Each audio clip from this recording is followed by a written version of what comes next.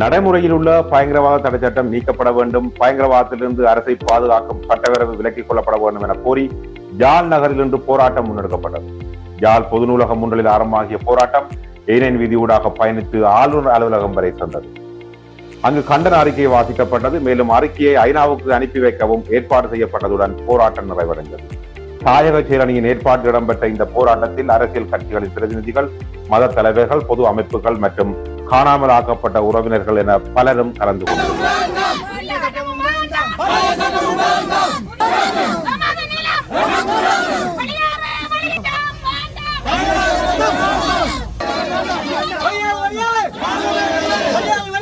வடக்கு கிழக்கு வலிந்து காணாமலாக்கப்பட்ட உறவுகளின் சங்கத்தின் செயலாளரும் வவுனியா மாவட்ட தலைவியுமாக உள்ளேன். இன்றைய தினம் இந்த பிடிஏ சட்டத்துக்கு எதிராக நாம் இதை அமுல்படுத்தக்கூடாது என்றதுக்காக நாம் இன்று இந்த அரசு மாறி மாறி வருகின்ற போதும் எமது உறவுகளுக்கும் எமது தமிழ் மக்களுக்கு வடக்கு கிழக்கு இணைந்த தமிழ் மக்களாகிய நாம் எமது அரசியல் நிரந்தரமான அரசியல் உரிமைக்காக தொடர்ச்சியாக போராடி வருகின்ற நாங்கள் அந்த நிரந்தரமான அரசியல் உரிமைகளை இந்த அரசுகள் வழங்காத போது நாம் சர்வதேசத்திடம் இந்த வடக்கு கிழக்கு தமிழர்களுக்கான ஒரு நிரந்தர அரசியல் தீர்வை பெற்றுக் கொடுத்தால் எமக்கான இந்த சட்டங்கள் நடைமுறைப்படுத்த தேவையில்லை. ஏனென்று கேட்டால் நாம் பிடிஏ என்பது பயங்கரவாத தடை சட்டம். அந்த பயங்கரவாத தடை சட்டம் தற்காலிகமாக கொண்டு வரப்பட்ட தடை சட்டமானது இப்போது நிரந்தரமாக்கி நடைமுறையில் இருக்கின்றது. எனவே அந்த பிடிஏக்கு கீழே ஒரு சந்தேக நபரை தடுத்து வைத்து எத்தனையோ உண்மையாகவே என்ன இந்த இராணுவத்தோடு இறுதி சமரில் சரணடைந்து ஒப்படைத்த உறவுகளை கூட அவர்கள் அந்த பயங்கரவாத தடை சட்டத்துக்கு கீழே இன்று வரை தடுத்து வைக்கப்பட்டிருக்கின்றார்கள். சிறையிலே அவர்கள் நெடுங்காலமாக 30 வருஷத்துக்கு மேலேயும் சிறையில் வாடிக்கொண்டிருக்கின்றார்கள். எனவேதான் நாம் இந்த தொடர்ச்சியாக எமது உறவுகள் காணாமலாக்கப்பட்டிருக்கின்ற உறவுகளுக்காக நாம் போராடி இருக்கின்றோம். எமது உரிமைகளுக்காக போராடி இருக்கின்றோம். எமது உரிமைகளை வென்றெடுக்கும் வரை நாம் இந்த தொடர்ச்சியாக இந்த நாட்டில் போராடுவதற்காக இப்படியான சட்டங்களை கொண்டு வந்து எம்மை அடக்கி ஒடுக்கி இந்த ஒரு உரிமையை கேட்க முடியாத அளவுக்கு இந்த அரசு தற்காலிகமாக இருக்கின்ற அரசு புதிய சட்டமாக பிஎஸ்டிஏ என்ற அரசு பயங்கரவாதத்திலிருந்து அரசை பாதுகாக்கின்ற சட்டம்.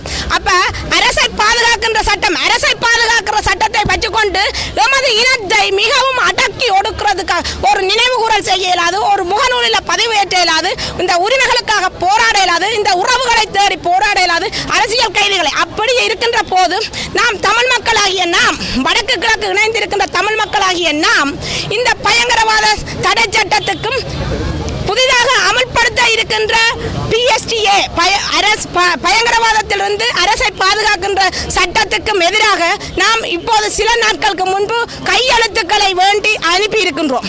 அதோடு இன்று இந்த பயங்கரவாத தடை சட்டமும் புதிதாக அமல்படுத்தவிருக்கின்ற பயங்கரவாதத்திலிருந்து அரசை பாதுகாக்கின்ற சட்டமும் நமக்கு வேண்டாம் என்ற கோரிக்கைகளை முன்வைத்து இன்று நாம் இந்த போராட்டத்தை வடக்கு கிழக்கு தழுவிய டிவியிலே தமிழ் மக்களாகிய நாங்கள் இந்த போராட்டத்தை செய்திருக்கின்றோம். எனவே நாம் சொல்கின்றோம், பிடிஏ பயங்கரவாத தடை சட்டத்தில் போலீஸ் அதிகாரி ஊடாகத்தான் அந்த கைதுகளை மேற்கொள்ளலாம். ஆனால் இப்போது புதிதாக வருகின்ற சட்டத்தின்படி முப்படைகளும் கைது செய்யலாம். எனவே எந்தவித நிபந்தனையுமின்றி 1 வருட காலம் 2 வருட காலமாக நீடித்து வைக்கக்கூடிய ஒரு சட்டமாகவே இது அமல்படுத்தப்பட்டிருக்கிறது.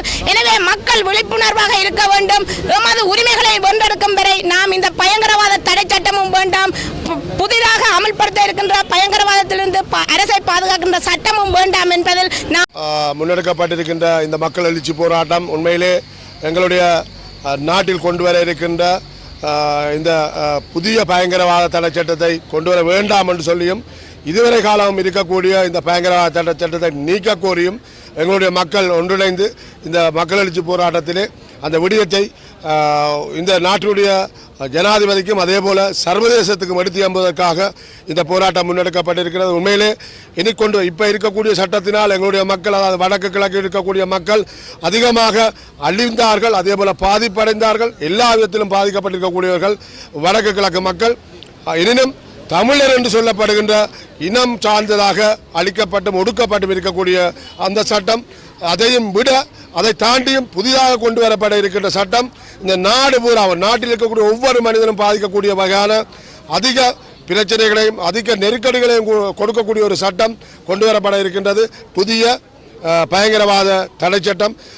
அந்த சட்டத்திலே அதாவது ஒரு தங்களுடைய கருத்துக்களை வெளியே சுதந்திரமாக கதைப்பதற்கோ அல்லது அவர்கள் தங்களுடைய ஏதாவது இழந்தவர்கள் அல்லது தங்களை பிரிந்தவர்களுக்கு கூட ஒரு அஞ்சலி செலுத்துவதற்கோ அபாரான காரியங்களை கூட ஒரு பயங்கரவாத தடை சட்டத்தின் கீழே அவர்களை கைது செய்வதற்கோ, அது மாத்திரமல்ல எந்தவித விசாரணையுமின்றி 1 வருட காலத்துக்கு தடுத்து வைத்திருப்பதற்கோ அல்லது நீதிமன்றத்தினுடைய கட்டளையின் பிரகாரம் 2 வருடத்துக்கு மேலே ஒரு நபரை தடுத்து வைப்பதற்கோ உரியதான சட்டம் தான் இப்போது உருவாக்கப்பட இருக்கின்ற சட்டம், கொண்டு வரவிருக்கின்ற சட்டம்.